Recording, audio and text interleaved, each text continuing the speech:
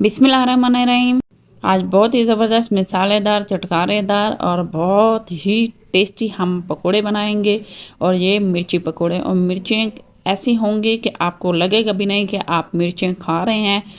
और इसमें किस तरह के मसाले डाले जाते हैं और इसकी हम फिलिंग कैसे करेंगे, उसकी कटिंग कैसे करेंगे और हम इसको किस तरह से फ्राई करेंगे, ये आप वीडियो के साथ जुड़े रहेंगे तो आपको अच्छे से समझ आएगी। वीडियो को स्किप ना कीजिएगा। अगर आप मेरे चैनल पे नए हैं तो चैनल को सब्सक्राइब कर दीजिएगा, वीडियो को लाइक कीजिएगा और प्यारा सा कमेंट्स दीजिएगा।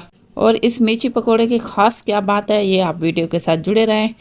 तो अब हम इसकी बनाने की तैयारी करते हैं। सबसे पहले हम मिर्चें लेंगे।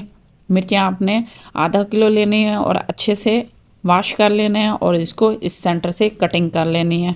क्योंकि आजकल मिर्चें बहुत ज़्यादा मीठी, मतलब ज़्यादा कड़वी नहीं होती और इसके बीज निकालने की ज़रूरत नहीं है। अगर आपको नहीं पसंद तो भी आप हटा सकते हैं, लेकिन मैं इसके अंदर से बीज नहीं हटा रही क्योंकि ये मीठी मिर्चें हैं। अब हम मिर्चों में ऐसा क्या डालेंगे जो मिर्चें को चार चांद लगा देंगे, वो है ये आलू के चिप्स। इसी तरह ये आपने लंबे से आलू काट लेने हैं और ये कच्चे आलू हैं, आपने कोई इसको बॉयल नहीं करना, कुछ भी नहीं करना। इसी तरह ये हम सारे मिर्चों में एक एक करके सारे आलू के चिप्स ऐड करते जाएंगे। अगर आप इसी तरह से मिर्ची पकोड़े बनाएंगे तो यकीन माने आप अपनी फैमिली में बहुत ही मशहूर हो जाएंगे और सारे ही आपसे बार बार ये बनाने की डिमांड करेंगे। माशाल्लाह से मैंने ये सारी मिर्चें अच्छे से फिलिंग कर ली है।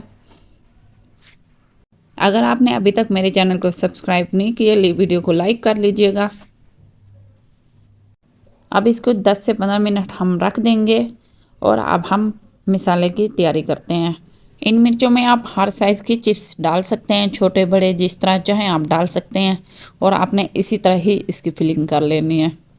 अब हम मिर्चों के लिए बेसन कोटिंग तैयार करेंगे। ये कैसे तैयार किए जाते हैं, इसके लिए पहले बेसन लेंगे और बेसन को अच्छे से छान लेना है ताकि इसमें कोई चीज़ रह ना जाए। अब हम इसमें मसाले डालेंगे। मसाले में सुरख मिर्च, अचार मसाला, धनिया, चिकन पाउडर और अमचूर पाउडर, ये सबसे ज़्यादा डाला जाएगा। इसके बाद गरम मसाला, हल्दी और नमक डाले जाएंगे।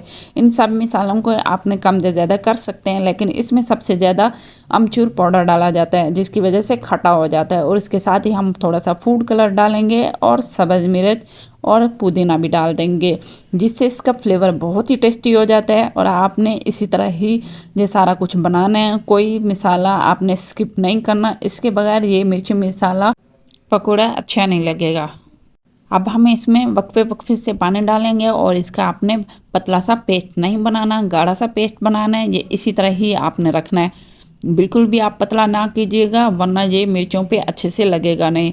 और इसके साथ ही हम 1 चम्मच अचार डालेंगे, कोई भी किसी किस्म का भी आप अचार डाल सकते हैं। और इसके साथ ही हम लहसुन अदरक का पेस्ट भी डाल देंगे।